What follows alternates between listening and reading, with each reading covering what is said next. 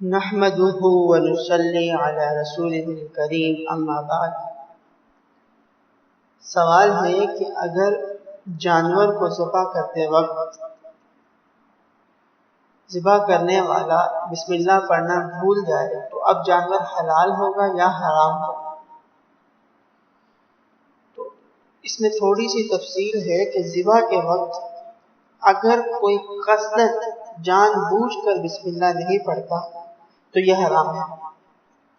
اور اگر ذبح کرتے وقت جان بوجھ کر نہیں بلکہ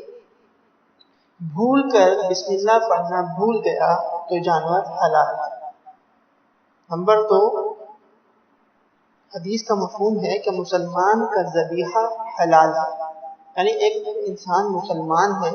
اللہ اس کے رسول کو مانتا ہے، تو اب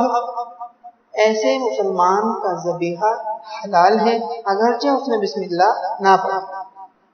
جب تک کہ وہ بسم اللہ کو جان بوجھ کر نہ لے، اور شکار کا بھی یہی ہو۔ یہ حدیث کا مفہوم ہے، یعنی بتانا یہ مقصود ہے کہ اگر کوئی انسان، کوئی مسلمان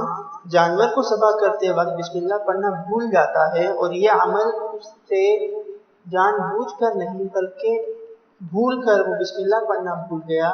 تو یہ جانور حلال ہوگا، لیکن اگر اس نے بسم اللہ کو جان بوجھ کر چھوڑا تو یہ حرام ہوگا۔ اللہ رب العزت ہمیں اس کے مطابق عمل کرنے کی توفیق عطا فرمائے۔